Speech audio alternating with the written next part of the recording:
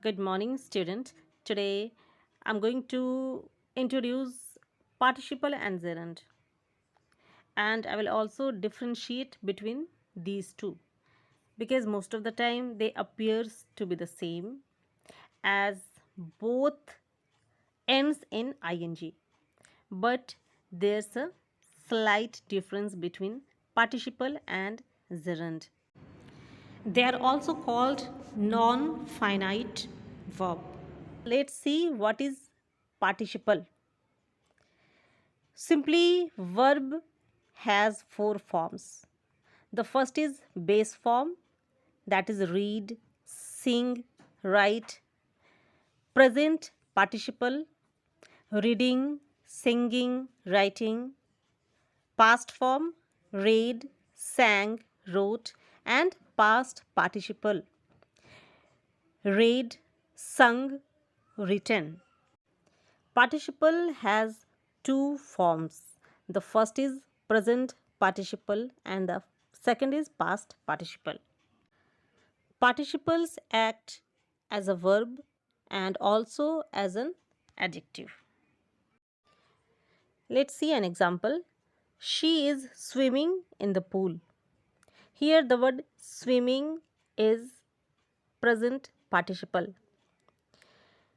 But when we say that this is a swimming pool, here swimming is describing the pool.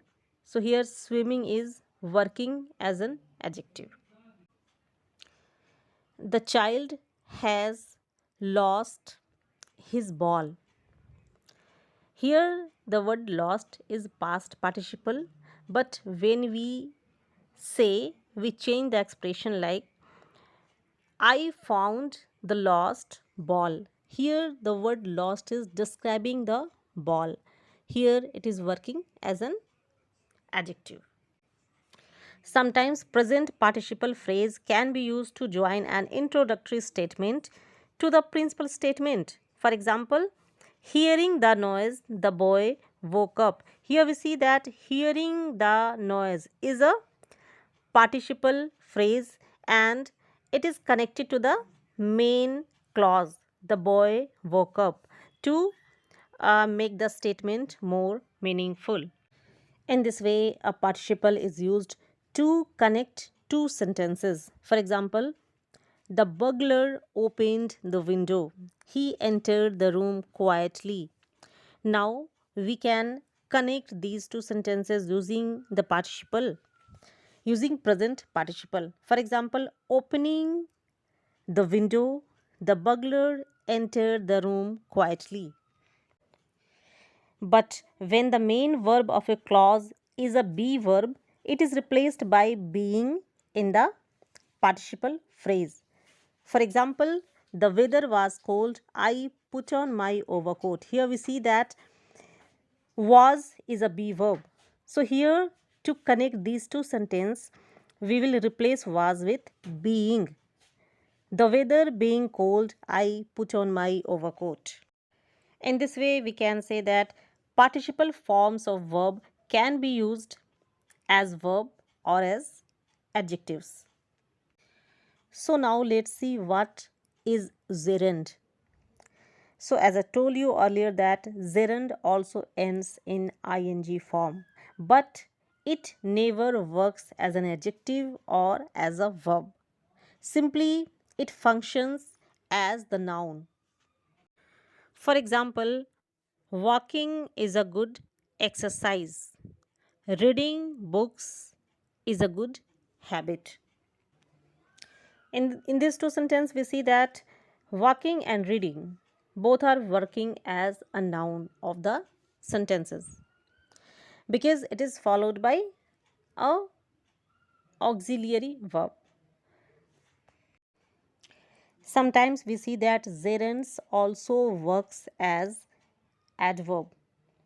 For example, he is going shopping, fishing, riding, swimming, visiting. Here we see that shopping, fishing, swimming, and visiting. These words are working as an adverb because he is going. they are giving the answer of where they are going. So they are just replacing the adverb of place. Adjectives and verbs which are always found in combination with a preposition. For example, fond of, interested in, object to are always followed by a gerund and not by an infinitive. For example, I object to doing, to do. The correct answer will be doing.